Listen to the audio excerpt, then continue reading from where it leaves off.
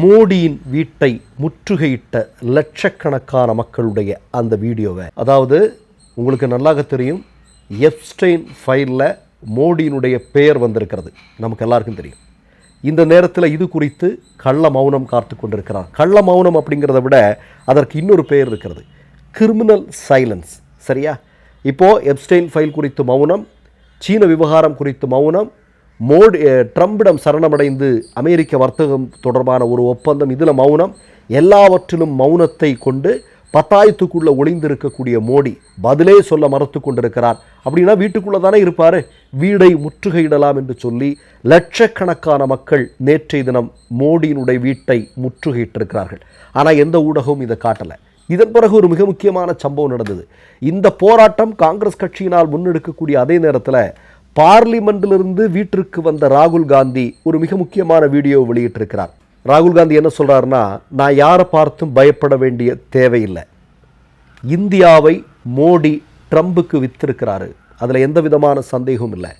விவசாயிகளையும் இந்திய மக்களையும் விற்று கொண்டிருக்கக்கூடிய மோடியினுடைய செயல்பாட்டை நான் ஒருபோதும் அனுமதிக்க மாட்டேன். இது ரொம்ப பெரிய அளவில் கண்டிக்கத்தக்கது. இது தொடர்பாக மோடி பேசித்தான் ஆகணும். இதற்காக எத்தகைய அழுத்தங்கள் வந்தாலும் நான் இதெல்லாம் கடந்து போயிருவேன் அப்படின்னு அந்த மகத்தான மனிதர் சொல்லியிருக்கக்கூடிய காட்சியைத்தான் நீங்கள் பார்க்குறீங்க.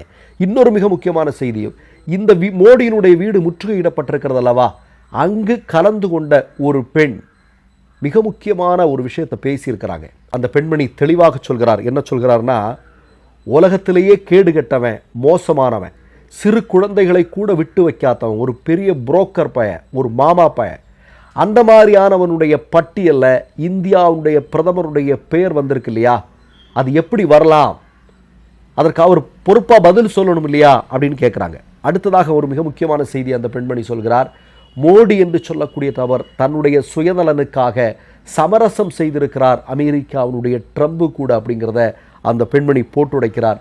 கூடுதலாக ஒரு செய்தி என்னன்னா, இந்திய விவசாயிகளையும் இந்திய மக்களையும் மோடி ட்ரம்பு கிட்ட அடகு வைத்ததற்கான காரணம் என்ன அப்படின்னா, எப்ஸ்டெயின் ஃபைலில் இருக்கக்கூடிய ரகசியங்கள் இனிமேலும் வராமல் ட்ரம்பு பார்த்துக்கணும், அதுக்கு நீ ஏதாவது ஒரு வழிவகை செய்திருப்பா அப்படின்னு அந்த பெண்மணி கூறுகிறார். அதாவது அமெரிக்காவோடு ட்ரம்போடு சமரசம் செய்யக்கூடிய ஒரு பிரதமர் எங்களுக்கு தேவையில்லை அப்படின்னு அந்த பெண்மணி கூறுகிறார். நான் ஒரே ஒரு செய்தியை மட்டும் சொல்கிறேன்.